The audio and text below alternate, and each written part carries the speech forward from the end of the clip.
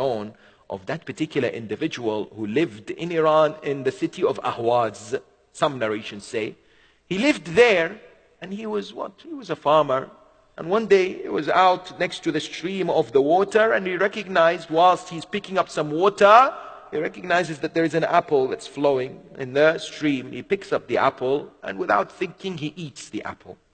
Then he realizes, because sometimes human beings have this monitor that nags them if they are close to Allah, if they are continuously distancing themselves away from the shaitan.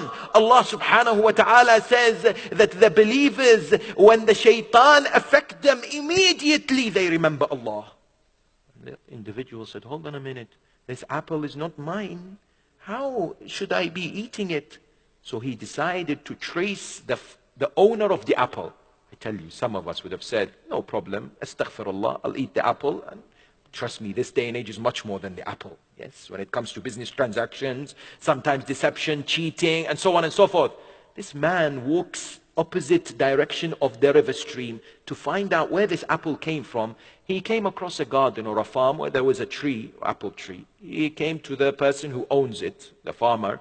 He said to him, brother, you know, this apple looked like fell from your tree and it came down the river stream and I ate it. Please excuse me. Can you forgive me? That man said to him, I'm so sorry. I can't. He said, what? It's an apple. I'll pay you for it. He said, no, I'm not able to forgive you. He said, why? He said, because this tree does not belong to me. Half of it belongs to me and the other half belongs to another brother who lives in Asfahan, several 100 kilometers from here. By this time, if there are some of us who have decided to follow the stream, this is the moment we say, Khuda Hafiz. I am sorry, I am at least half of the apple is forgiven.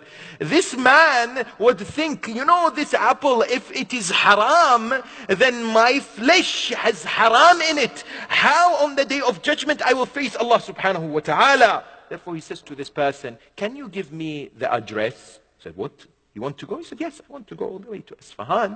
And I wish to seek permission. He gives him the address. He travels several days, perhaps at that time. He reaches Isfahan.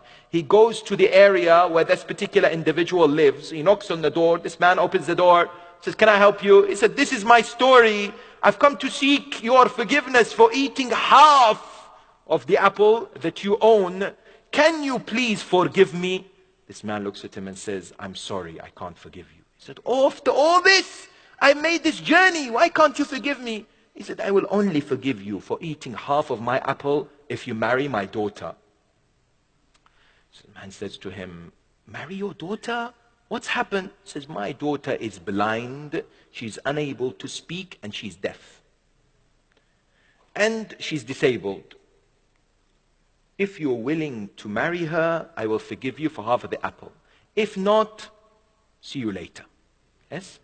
That individual, you see, when taqwa reaches a level, nothing can stop an individual seeking forgiveness from Allah subhanahu wa ta'ala.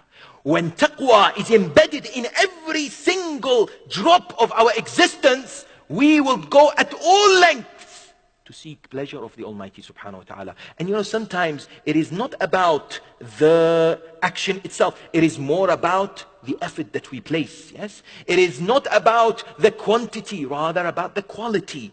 Yes, so this man looks at him and says, no problem, I will marry your daughter. He says, very well. At that time, of course, they would hold the ceremony and everything without necessarily meeting that person.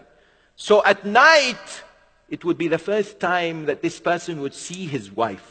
He was told, your wife is in this room, go to see her. After the nikah had been recited and everything, he's about to see his wife, who is supposedly blind and deaf and cannot speak and disabled. He goes inside the room and he finds this lady, yes, that is perfectly healthy, in fact very attractive. He's mesmerized. It is said in the narration, he said to her, sorry, I got the wrong person. And he walks out of the room, rushes to that person, the father, and says, what's going on?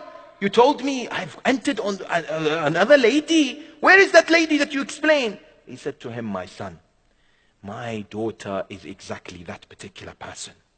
But I said to you, she is blind because she had never seen anything haram. And I said to you, she's deaf because she'd never listened to anything haram. And I said to you, she can't speak because she'd never said anything which is haram. And seen nothing that is haram. And never walked or used the body to perform that which is haram, as far as I'm aware. I saw that you have a level of taqwa in you. And I recognize that you will be the most suitable person to marry my daughter. And do you know what happened when they got married? A son was born. The son became one of our greatest maraja. Ayatollah al-Uzma, yes, Al-Moqaddas Ardebeli, Radwanullahi ta'ala alayhi. Today he is revered and respected, and he's buried next to Amir al-Mu'mineen in the courtyard. He is there, his shrine is there, yes. And his mother later, this honorable lady, was asked, how did you raise this particular individual? She would say that at all times when I was feeding him, I was in a state of wudu. I was constantly in wudu when it came to feeding my son. Therefore, the realization is